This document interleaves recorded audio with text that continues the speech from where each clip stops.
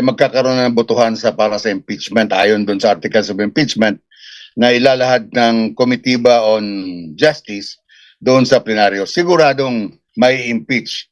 Huwag na tayo magbilang, basta mahigit 100 na yan, or maybe even, sabi nila, mga 200 ang boboto para ma-impeach si Sara. Pero, pagdating po sa Senado, ibang usapan na yan. Sapagkat ang usapin doon sa Senado, trial na ito.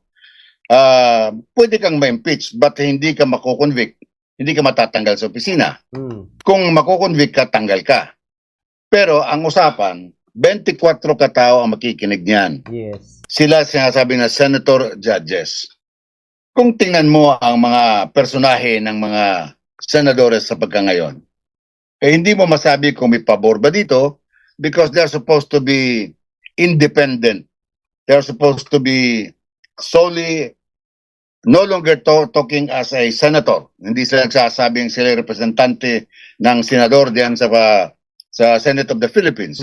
Kundi ang kanilang isipin ay sila ay naging judge to appreciate ang ebidensya nila. Okay. So para sa akin, it is tama ang sinasabi nyo kanina, it's a numbers game. So hindi natin alam kung ilan ang kay Sarang sympathizers, hindi natin alam kung ilan ang mga tulak ng administrasyon na siyang nagpasimuno sa kaso laban kay Sara.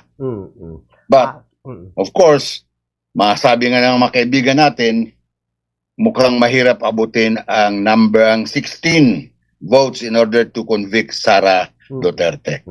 Abangan. Pag nagsimula ang trial, abangan na lang natin.